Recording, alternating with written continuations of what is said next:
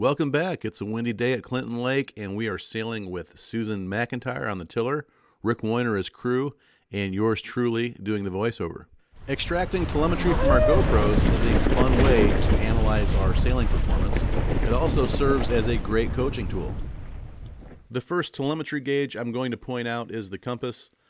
It shows the direction of the boat, but also has some tack-on numbers. Now I superimpose those tack-on numbers at 350 and 85 for upwind sailing. As long as we can sail within those two numbers when sailing upwind, we should be sailing on the lifted tack. We derive these tack-on numbers by taking wind readings before the race. We have two speed charts at the bottom of the screen. I particularly like the middle chart because I like to be able to see what my speed has been over the course of a race. You can see the peaks and valleys. You can see where you tacked, and it's sometimes easy to tell whether you had a good or bad tack based on the output of the speed chart.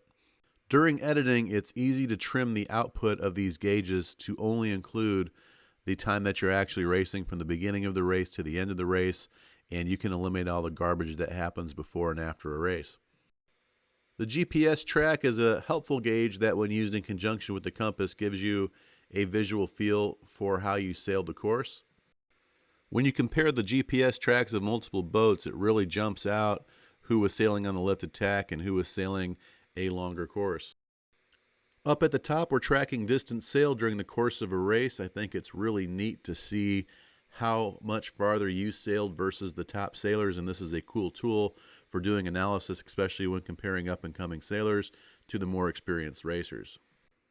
We also have a heel angle gauge, which is like a digital levo gauge. It's hard to get a precise reading because the GoPro is often sitting on the tiller, and sometimes we need to make some manual adjustments to the angle there, but it generally gives you a really good idea of how you're heeling the boat and whether or not you're overheeled or whether you're too flat. It's not shown here, but we can also add an elapsed time gauge, and we can trim the output on that gauge to only show the elapsed time from the start of the race to the end of the race. Like I said, we can look at the telemetry for education and coaching purposes. Let's rewind the footage here back to Susan's first tack. Susan's driving abilities have come a long way, but she's attending skipper training here and wanting to improve her sailing skills. So we can look at the telemetry and let's look at her first tack. If you look at the speed chart in the middle bottom, you can see there is a huge trough and a wide trough. That means she slowed down a ton on this tack, didn't manage her heel.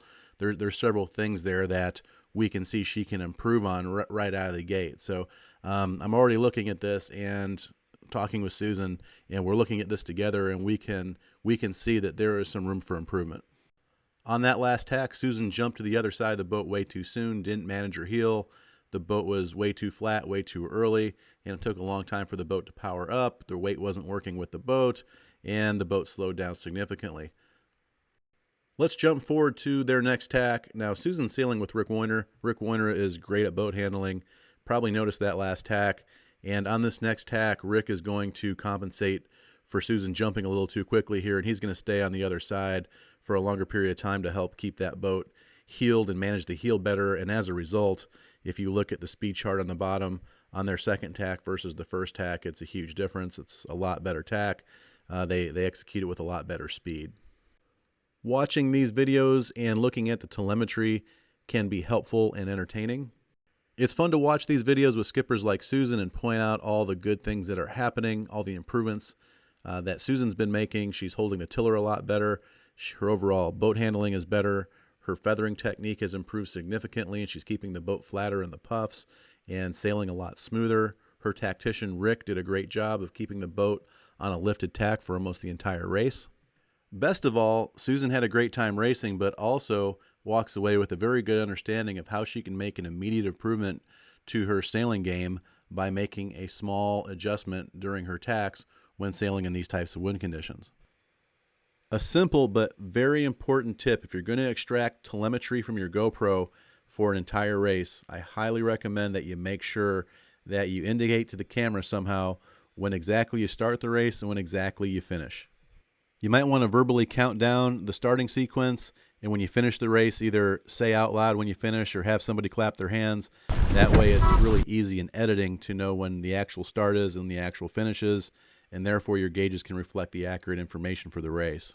If you like what you see here, stay tuned. We're going to be putting GoPros on the boats of some of the best sailors you'll find anywhere and see what that telemetry looks like compared to other sailors. And if you're interested in seeing what your telemetry looks like, feel free to contact me and we'll help you out in any way we can.